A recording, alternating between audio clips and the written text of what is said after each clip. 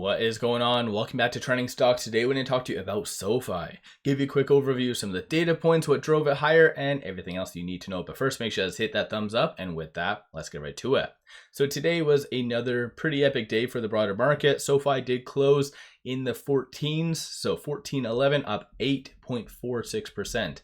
And there's some abnormal stuff that is happening. So I do feel, based on some of the transactions, market makers might be already covering, and they're already preparing for maybe clearly a nice continuation of a run. So I want to go over options because I think that's a kind of a key thing right now as well, and more insight to potentially what big money is feeling. But with today being Remembrance Day, the bond market's closed, and historically that does result in lower volume, but doesn't matter with that because SoFi had 104.59 million shares being traded today. 59.09 is the average. No actual news itself, no SEC filings, just piggybacking off of the broader momentum. And fear and greed index at the same time is under the greed category. Most likely going to be transitioning to the extreme greed probably mid part of the week. So yeah, big things are coming for SoFi. Regrettably, Ortex, I guess, doesn't update on holidays and all the other fun jazz.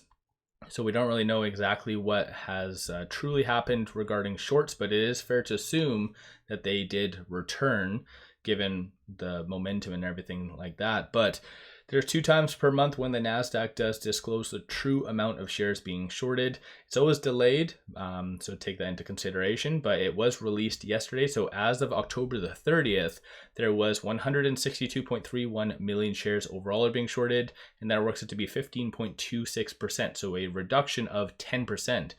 That hasn't happened all too much. You can kind of see last report was negative 0.26, negative 2.9, and so forth.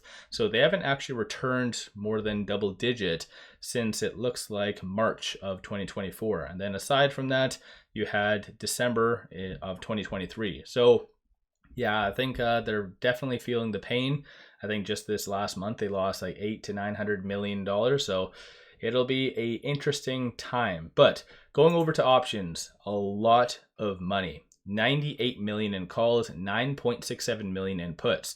47% of all the options being done today are optimistic and bullish. And of the call options that are being purchased, you see a consensus, and looks like overwhelming consensus, for it to be above 15 and possibly even 16 by the end of this week. So yeah, that would be crazy if it can close above 16. One new thing did pop up though, which you are seeing some volume for that, for the ding right up top here, January chain right here. There is a new link or a strike price of $22. So it looks like market makers are adding chains. So what does that mean? Market makers are anticipating that is a realistic possibility of it hitting $22 in the foreseeable future. So yeah, that's pretty kick-ass, the fact that market makers are not only getting screwed because I think them and shorts are working hand in hand, but they are now seeing more upside with SoFi. So that's pretty good stuff if you ask me. These are all the transactions occurring on the secondary market above $100,000, especially after hours. A lot of big transactions. So 3.3 million, 4.9, 1.3, 14 million, 2 million, 1, 43 million. Like, this is just crazy. So I think fintech is the place to be right now, and plus I guess a couple of other growth stocks. It's not just fintech that's running up, but there is a rotation that is happening. So you have just big money leaving semis, so everything was pretty much exiting that today and going into plays such as SoFi. So I think this is a very good sign that we are on a verge of something very, very big. And so yeah, still even first thing, 16 million right out the gate, 1.25 million. Dark pool transactions, very popular. There was one that just occurred roughly about 20 minutes ago or something like that, 17.6 million. And dark pool is often enough used by shorts. So this is why I said, based on all these transactions and just the price action, it is fair to assume that shorts were returning today. So we'll just have to wait and see up until tomorrow what truly did happen. But 1.1 million, 1.9. So dark pool, very, very, very popular for SoFi today. And roughly on one page is around 250 transactions. So this is page number 2. And it still keeps going. So big money is definitely trading SoFi, and yeah, pretty kick-ass if you ask me. On the technical standpoint though, with it closing at $14.11, it is trading between this R3 and this R2. So $14.59 is going to be the next strong target / resistance. 1369 is going to be that next strong kind of support. So it did have a low today of 1357, so it had a little bit of a pullback essentially, but honestly, this R2 is going to be a good support level, so bounce off of that general area. And plus, if you kind of coincide it with a lot of the transactions from big money, they seem to be gravitating towards these kind of fib levels. So it is a FOMO rally at the same time as somewhat of a controlled technical push higher. So yeah, it's a very, very fun time. The only caveat that I want to kind of mention, as I've kind of brought up in other stocks I've covered today, is it's getting overbought. Same with the broader market. So the first sign of weakness, you could have some volatility. So just be prepared for that. Not all stocks will just go straight up, even though it's fun and exciting. A couple of Fed speakers coming out tomorrow. You have Powell on Thursday. You also have CPI coming out this week, retail sales. So a lot of opportunity for kind of things to be add some volatility, if that makes sense, both for the positive or for the negative. So there's still, in my opinion, a lot more upside that could come.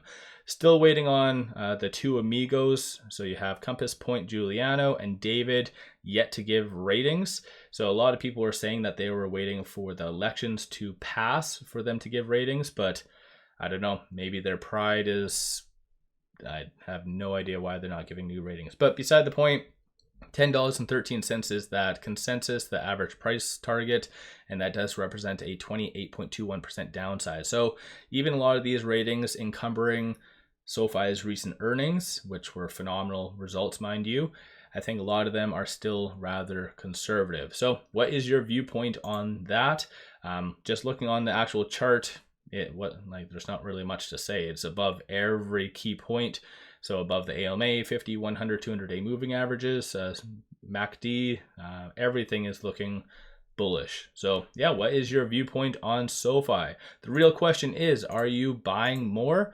Are you selling? Are you hedging with covered calls? I know that might be very advantageous in a lot of cases, but if you do anticipate the stock, whether it be SoFi or anything, to continue to move up, you might want to steer away from doing covered calls, unless you want to lock in profits, for instance. But if it does continue its run, you kind of lose out. So this is where options, you have to tread cautiously.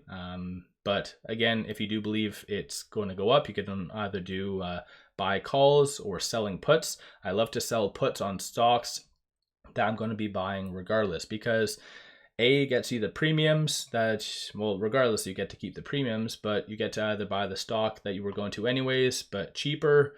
It's definitely something for a lot of individuals to kind of research. But aside from that, I think the only thing that would be amazing for something to come of is Anthony doing a fireside chat. If there was one to just pop up right now, I think the FOMO on SoFi would just go like insane. Like it probably would instantly hit like 16, 17 in a heartbeat if he was to come out. Or better yet, since technically they've done their earnings, there is no blackout right now, he could buy. Imagine if Anthony bought at $14, because typically I think in the past he likes the, was it 5 to 7-ish range. Imagine he bought at 14. That shows that there is value at 14, at least in the eyes of him. So that would cause a huge sentiment boost among retail institutions. So I think there's a lot of opportunity for SoFi. And that's something that can't be said for instance, like other fintechs or other growth stocks. Their CEOs aren't buying and probably have never bought or will never buy. That can't be said for Anthony. So Anthony, I think, is a real boss CEO. And yeah, what's your viewpoint? Don't forget to hit that thumbs up and subscribe. I always greatly appreciate that. And then one final thing, I did launch memberships. So if you want access to my private Discord where I give buy signals on stocks and options, definitely take a look at that. Link in the description below and also the comments.